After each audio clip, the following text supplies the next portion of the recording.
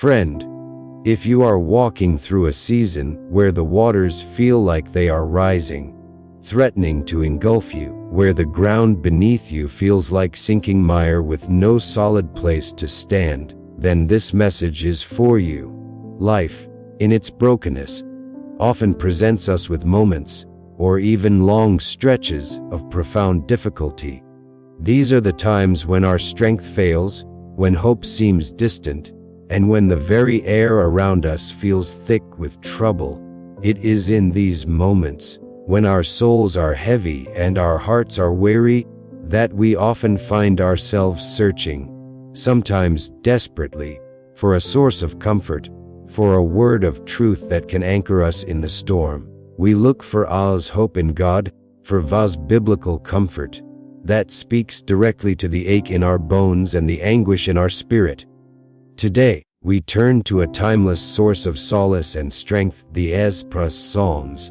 These ancient songs and prayers are a mirror to the human soul, reflecting the full spectrum of our emotions: joy, praise, despair, fear, anger, and above all, a deep and persistent yearning for God. They are the scripture for tough times, offering not just platitudes, but raw, honest cries to the divine, and profound declarations of faith in the midst of chaos. They show us how to pour out our hearts before the Lord, and how to find God's refuge when the world feels hostile. We are going to explore several of these powerful psalms, letting their words wash over us, seeing how they speak to the experience of being overwhelmed, and how they point us towards the unwavering steadfastness of our God. We will listen to the voice of those who have walked through the deep valleys and emerged, still trusting, still hoping, still believing in the goodness and salvation of the Lord.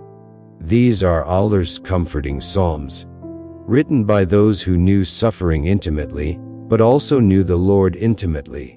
Let us begin with a psalm that plunges us immediately into the depths of despair, Psalm 69.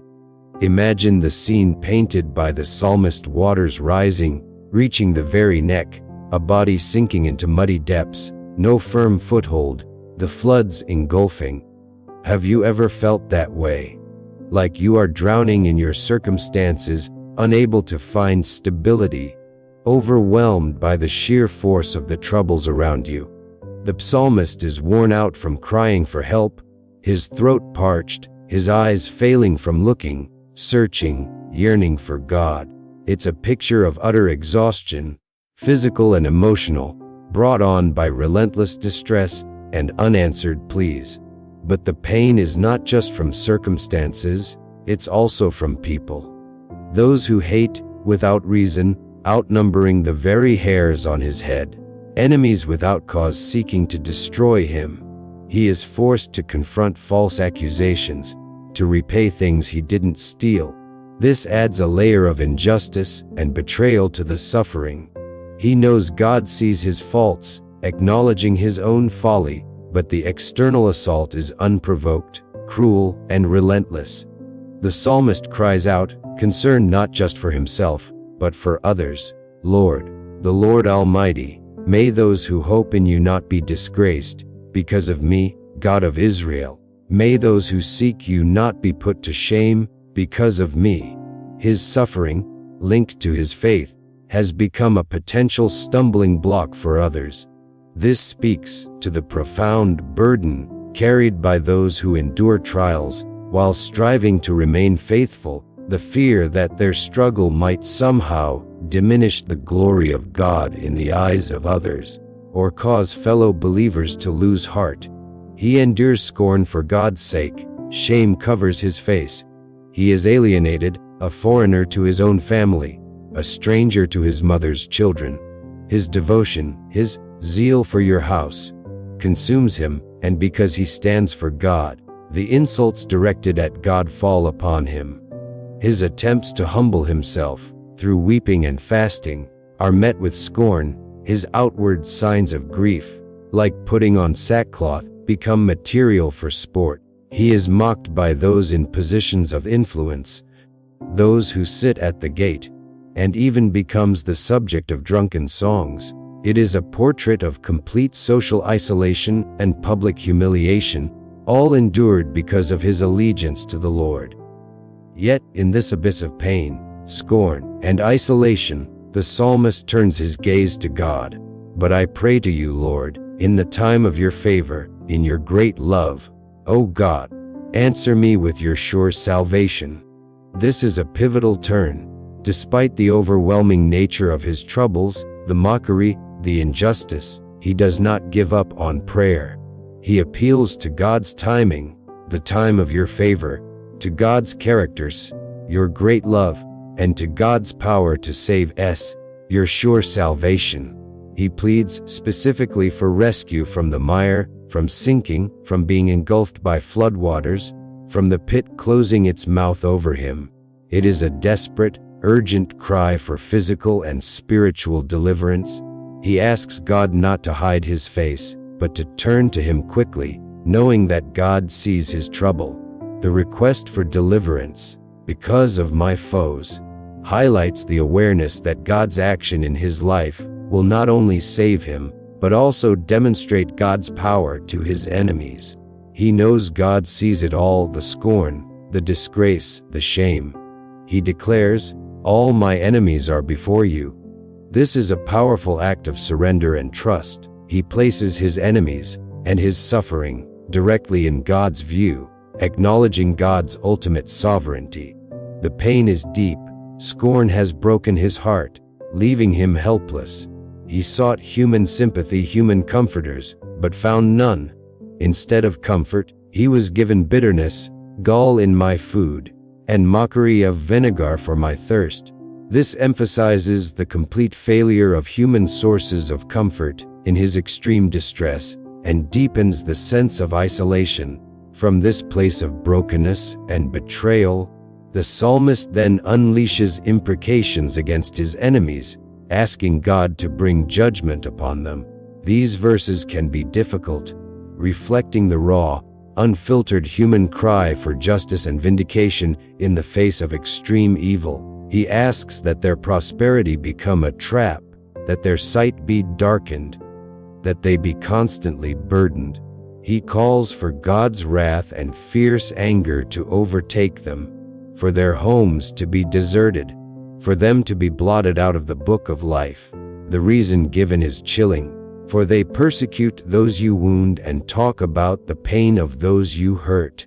They not only cause pain but revel in the suffering of those already afflicted by God or life's hardships. The psalmist asks God to hold them accountable for their accumulated sins and deny them salvation.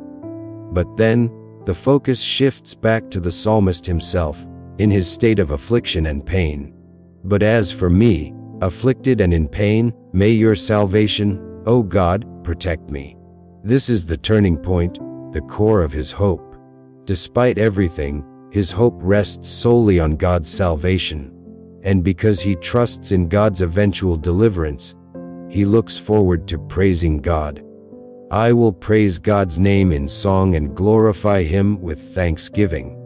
This praise is not conditional on immediate relief. It is a declaration of future intent rooted in present trust. He knows this act of praise and thanksgiving is pleasing to the Lord, more so than any ritual sacrifice. The psalmist then broadens his perspective, recognizing that his experience is not just his own. His deliverance will be a testimony. The poor will see and be glad, you who seek God. May your hearts live! His story of God's faithfulness in distress will bring hope to others who are poor, needy, and seeking God. It is a call to fellow sufferers to find life and renewed hope in God. Why? For the Lord hears the needy and does not despise his captive people. This is the foundational truth. God pays attention to the humble, the afflicted, the prisoners of circumstance or oppression. He does not scorn them. He hears them. The psalm concludes with a sweeping call to cosmic praise. Let heaven and earth praise him, the seas and all that move in them. The reason for this universal praise is God's promise to save Zion and rebuild Judah, to restore His people and their land. For God will save Zion and rebuild the cities of Judah. Then people will settle there and possess it. The children of His servants will inherit it, and those who love His name will dwell there. This moves from individual suffering to corporate salvation, reminding us that God's plan of redemption extends beyond our personal troubles to the restoration of His people and His creation. Psalm 69, in all its raw honesty, reminds us that it is okay to express the depth of our pain and anger to God, but also that even in the deepest waters, the cry of the afflicted is heard by a God who saves. It is a powerful source of Christian encouragement for those feeling utterly overwhelmed and abandoned. Moving from the deep waters, we turn to Psalm 6, a psalm that speaks intimately of physical and emotional anguish brought on by God's apparent displeasure and the actions of enemies. The psalmist begins with a plea for mercy regarding divine discipline. Lord, do not rebuke me in your anger or discipline me in your wrath. He senses that his suffering is somehow connected to God's displeasure. A heavy burden indeed. He cries, "Have mercy on me, Lord, for I am faint. Heal me, Lord, for my bones are in agony." This highlights the interconnectedness of body, soul, and spirit. Emotional and spiritual distress can manifest physically, causing faintness and agony in the very bones. His soul is in deep anguish. The repeated question, "How long, Lord? How long?" echoes the universal human cry for relief when suffering feels unending. He pleads with God to turn back, to deliver him, to save him, because of your unfailing love. Notice the ground of his plea, not his own worthiness, but God's character, His steadfast, unfailing love. He reflects on the finality of death, where no one can proclaim God's name or praise Him from the grave. This underscores the urgency of his situation and his desire to live and continue to worship God. The picture of his suffering intensifies. "I am worn out from my groaning. All night long I flood my bed with weeping and drench my couch with tears." This is not a fleeting sadness but profound, debilitating sorrow that consumes his nights. His eyes, like those in Psalm 69, fail, not from searching, but from the sheer exhaustion of grief, failing, because of all my foes. His enemies are somehow linked to his overwhelming sorrow. But then, just as in Psalm 69, there is a dramatic shift, a declaration of certainty rooted in faith. "Away from me, all you who do evil, for the Lord has heard my weeping. The Lord has heard my cry for mercy. The Lord accepts my prayer." This is not a hopeful wish, it is a confident assertion. Despite the tears, the groaning, the agony, the psalmist knows, with absolute certainty, that God has heard. His weeping was not in vain, his cry for mercy was received, his prayer is accepted. This knowledge transforms his stance.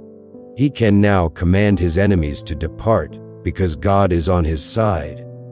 The consequence for his adversaries is immediate. "All my enemies will be overwhelmed with shame and anguish. They will turn back and suddenly be put to shame." The God who hears the distressed psalmist is the same God who will cause his enemies to retreat in sudden disgrace. Psalm 6 teaches us that God hears the deep, private cries of our hearts, even when we are consumed by sorrow and feel overwhelmed by our pain and the actions of others. It validates the experience of physical pain being intertwined with emotional anguish.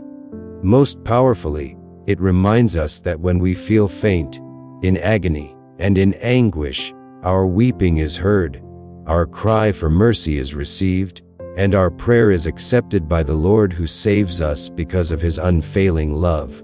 It is a powerful reminder that even in the depths of sorrow, God is listening. We move now to Psalm 31, a psalm that beautifully articulates the act of taking refuge in God and the blessedness of those who do. The opening is a declaration of trust. In you, Lord, I have taken refuge. Let me never be put to shame. Shame is a recurring fear in the Psalms, the fear of being exposed, disappointed, or proven wrong in one's trust. The psalmist immediately links taking refuge in God with the hope of not being shamed. He asks for deliverance in God's righteousness, for God to turn his ear and come quickly to rescue him. He sees God as his rock of refuge, a strong fortress to save me. These are powerful images of stability and protection in an unstable world. He asks God to lead and guide him for the sake of his name, implying that God's reputation is at stake in his care for those who trust him. He seeks protection from hidden traps set by enemies, affirming, "For you are my refuge." The most famous verse in this psalm is a profound act of surrender. "Into your hands I commit my spirit. Deliver me, Lord, my faithful God." These words, spoken by Jesus on the cross, represent ultimate trust in the face of death and despair. It is the relinquishing of control, the placing of one's very being into the trustworthy hands of God. This is the faithful God who delivers. The psalmist contrasts his trust in the Lord with those who cling to worthless idols. Idols, whether physical objects or anything else we place our hope and security in apart from God, are ultimately valueless and cannot save. True hope and security are found only in trusting the Lord. Because he trusts, the psalmist can declare, "I will be glad and rejoice in your love, for you saw my affliction and knew the anguish of my soul." God sees. God knows. This is a comforting truth. Our suffering is not invisible to him. Our inner turmoil is not unknown to him. He has seen the affliction and known the anguish. And because God sees and knows, he has acted. "You have not given me into the hands of the enemy, but have set my feet in a spacious place." Despite the enemies, despite the anguish, God has provided freedom and room to breathe. However, the psalm doesn't shy away from the ongoing reality of distress. "Be merciful to me, Lord, for I am in distress. My eyes grow weak with sorrow, my soul and body with grief." Even having declared trust and past deliverance, the psalmist is still in pain. His life is consumed by anguish, his years by groaning. His strength fails, his bones grow weak. The affliction is not just emotional, it's physical, weakening his very frame. This mirrors the experience described in Psalm 6 and other psalms, the deep impact of distress on the physical body. The relational pain is also acute. "Because of all my enemies, I am the utter contempt of my neighbors, and an object of dread to my closest friends."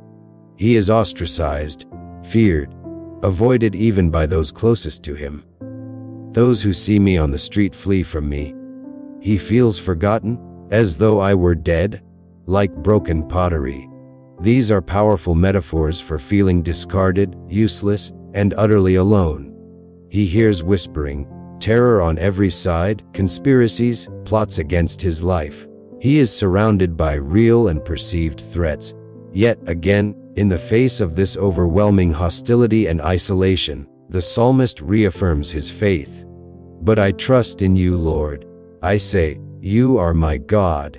This is a declaration of identity and allegiance. Despite the fear and the isolation, he knows who God is and whose he is. "My times are in your hands."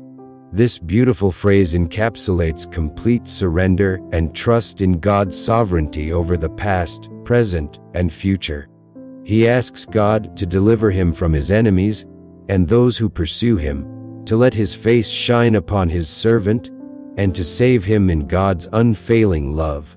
He reiterates his plea not to be put to shame, because he has cried out to God. He then contrasts his fate with that of the wicked, asking that they be shamed, silenced, and that their arrogant, lying lips be stopped. This leads to a reflection on the abundance of God's goodness stored up for those who fear him. This goodness is not hidden but bestowed openly, in the sight of all. on those who take refuge in Him. This is a profound truth. God's goodness is reserved for His faithful, but is also demonstrated publicly through His care for them. The psalmist then highlights the security found in God's presence. In the shelter of your presence you hide them from all human intrigues. You keep them safe in your dwelling from accusing tongues. God provides a safe haven from the schemes and slanders of others. He praises the Lord, specifically mentioning a time when he saw the wonders of His love when I was in a city under siege. This speaks to a past experience of deliverance from imminent danger, a concrete example of God's saving power. In his fear, he thought he was cut off from God's sight, another common feeling in distress. But he testifies, "Yet you heard my cry for mercy when I called to you for help." His past experience fuels his present trust. The psalm concludes with a powerful exhortation to the community of faith. Love the Lord, all His faithful people. The Lord preserves those who are true to Him, but the proud He pays back in full. It is a call to love God based on His demonstrated faithfulness in preserving His loyal followers. Finally, a word of Christian encouragement and hope. Be strong and take heart, all you who hope in the Lord. Hope in the Lord is not passive waiting. It is an active posture that results in strengthened hearts and renewed courage.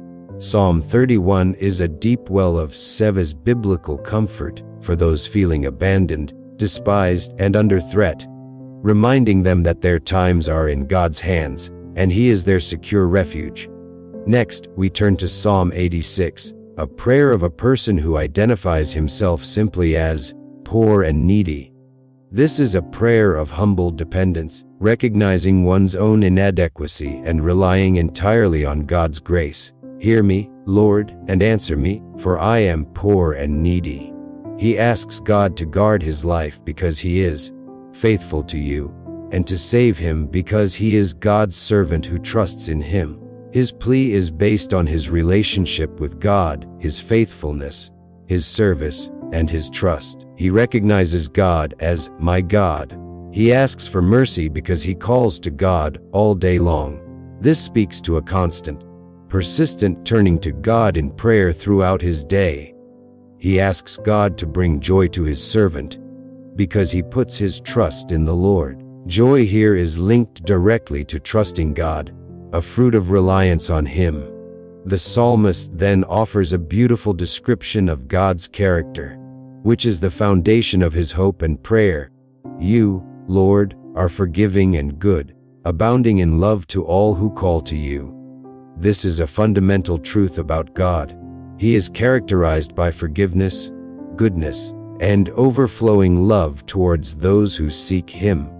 This understanding of God's nature empowers the psalmist's prayer. He repeats his request for God to hear his prayer and listen to his cry for mercy, adding, "When I am in distress, I call to you because you answer me."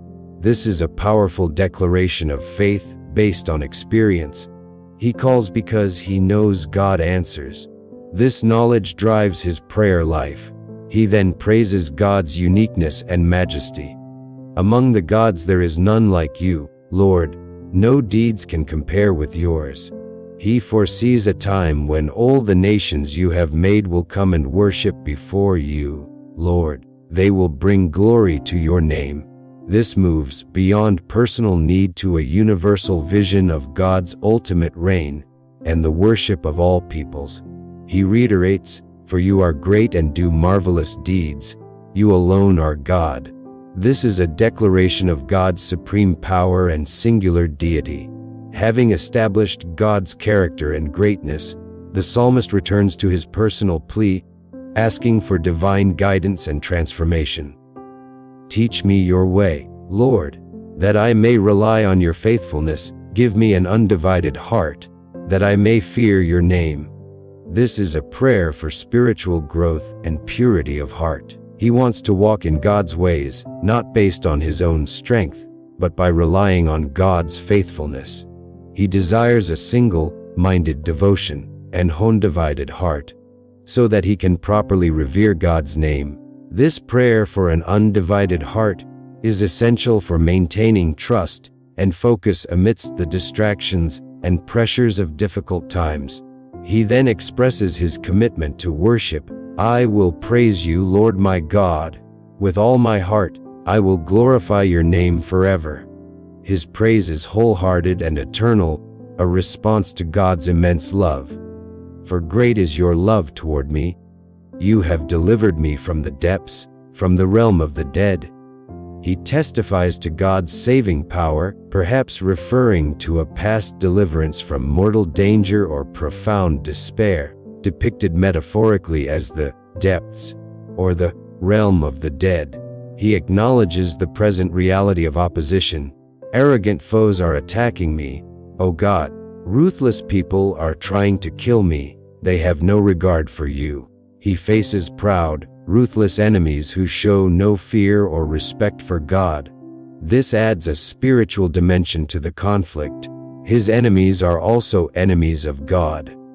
But against the backdrop of these godless adversaries, the psalmist reiterates God's glorious character. But you, Lord, are a compassionate and gracious God, slow to anger, abounding in love and faithfulness. This beautiful description of God is a source of immense comfort. It is a deliberate contrast to the ruthlessness of his foes. His God is not like them. He is full of compassion, grace, patience, love, and faithfulness.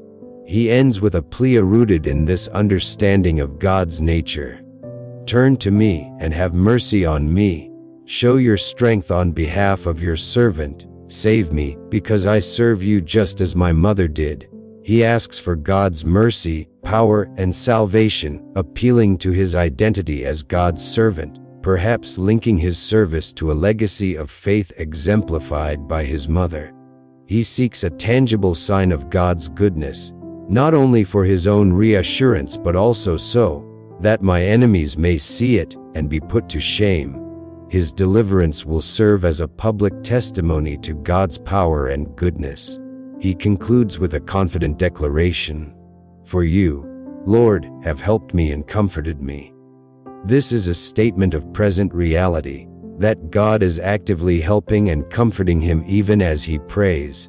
Psalm 86 is a powerful reminder that even in our deepest need, we can call to God, knowing he is compassionate, gracious, abounding in love, and he hears and answers those who trust in him. It is a deeply moving prayer for anyone feeling overwhelmed and in need of divine intervention.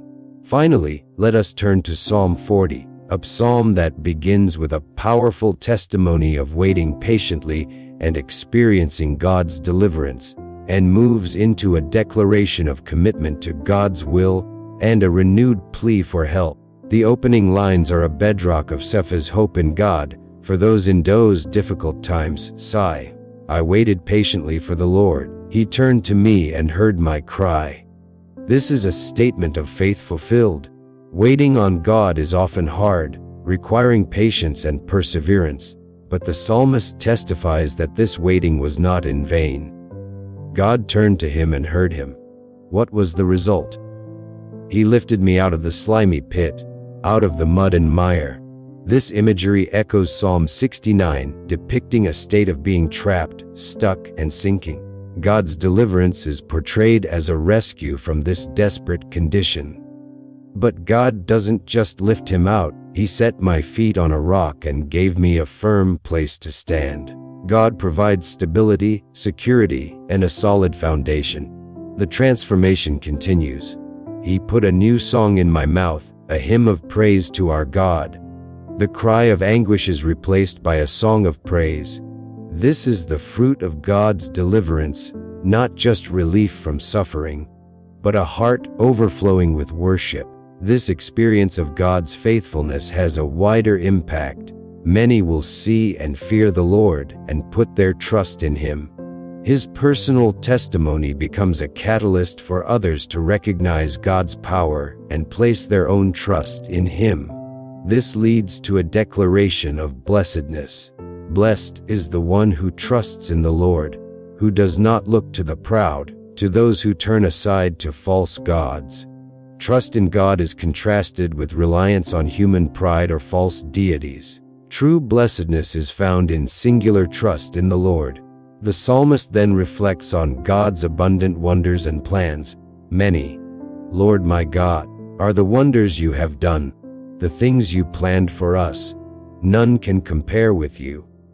God's works and intentions are innumerable and incomparable. He feels inadequate to fully declare them, saying they are too many to declare. He then reflects on what truly pleases God. God does not primarily desire animal sacrifices. Sacrifice and offering you did not desire. Burnt offerings and sin offerings you did not require. What God truly desired was something deeper, but my ears you have opened. This refers to God enabling him to hear and understand his will. The response to this divine opening of the ears is commitment. Then I said, Here I am. I have come. I desire to do your will, my God. Your law is within my heart. This is a powerful declaration of obedience and inner transformation. Doing God's will is not a burden but a desire, because God's law is internalized, written on the heart. This internal commitment leads to external proclamation. I proclaim your saving acts in the great assembly. I do not seal my lips, Lord, as you know. He openly shares God's salvation, faithfulness, and love with the gathered community. He does not hide these truths, but speaks them freely. Despite this commitment and past experience of deliverance, the psalmist is again surrounded by troubles. Do not withhold your mercy from me, Lord. May your love and faithfulness always protect me. He knows he still needs God's ongoing mercy, love, and faithfulness for protection. The reason for troubles without number surround me. He is again in the midst of overwhelming difficulties. He acknowledges his sins have overtaken me, and he feels blinded by them, and I cannot see. His sins are like hairs on his head, innumerable, and his heart fails within him because of their weight or consequence. Even with this renewed sense of trouble and personal failing, he turns to God for rescue. Be pleased to save me, Lord. Come quickly, Lord, to help me. This is an urgent plea for immediate divine intervention. He again includes imprecations against those who seek his life and ruin, asking that they be shamed and disgraced. He contrasts their fate with that of those who seek God. But may all who seek you rejoice and be glad in you. May those who long for your saving help always say, The Lord is great. His desire is for others who seek God to experience joy and salvation, and to magnify God's greatness. The psalm concludes with a vulnerable self-assessment and a powerful statement of trust. But as for me, I am poor and needy. Even after describing God's wonders and his own commitment, he recognizes his ongoing dependence. But this doesn't lead to despair. Instead, he places his hope entirely in God. May the Lord think of me. This simple phrase is profound, the hope that the mighty God of the universe cares about his small, needy existence. And the final, confident declaration, You are my help and my deliverer, you are my God, do not delay. He affirms God's role in his life and urges him to act swiftly. Psalm 40 beautifully illustrates the cycle of distress, waiting, deliverance, praise, renewed commitment, and ongoing reliance on God's help and mercy.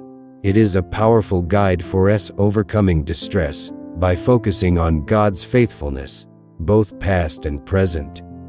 Friend, we have walked through the valleys with the psalmists, experiencing the depths of human suffering, the sting of betrayal, the weight of anguish, and the overwhelm of endless troubles.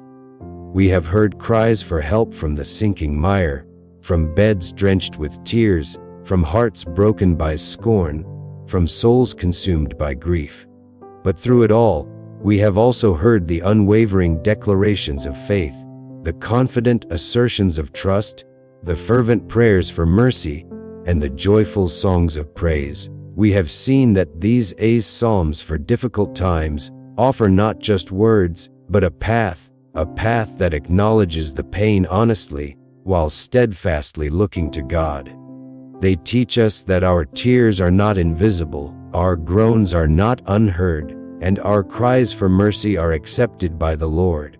They reveal a God who is a rock of refuge, a strong fortress, a deliverer from pits and traps. A God who sees our affliction, knows our anguish, and sets our feet in a spacious place. A God whose hands are trustworthy enough to commit our very spirit into. A God who is forgiving, good, abounding in love and faithfulness, compassionate, gracious, and slow to anger. A God who hears our cry, answers our prayer, and puts a new song in our mouth. These ancient words remind us that even when neighbors scorn and friends flee, when enemies plot and troubles surround, God is our refuge. They encourage us to wait patiently for the Lord, to call on Him all day long, to trust in His unfailing love, and to commit our times into His hands. They challenge us to seek an undivided heart, to rely on His faithfulness, and to desire to do His will. Perhaps you are in the slimy pit right now. Perhaps the waters are indeed up to your neck. Perhaps your heart feels broken and your bones ache with agony. Know this: you are not alone. The psalmists walked this path before you, and their honest cries give voice to your own pain. More importantly, the God they cried out to is the same God who is with you now. Turn to Him, pour out your heart, lament, weep, express your anger, voice your fear. He can handle it all. And as you cry out, listen. Listen for the quiet assurance that He hears your weeping, that He accepts your prayer, that He will turn to you in His great mercy and unfailing love. Let these psalms be your companions in the difficult times. Let them teach you how to lament with hope, how to wait with patience, and how to trust when everything feels uncertain. Find ours biblical comfort in their truth. Discover Far's hope in God through their declarations of faith. Lean into of God's refuge as they describe His protective presence.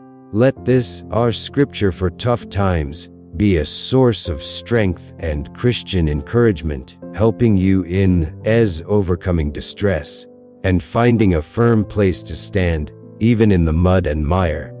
For the Lord is your help and your deliverer, your God, and He will not delay.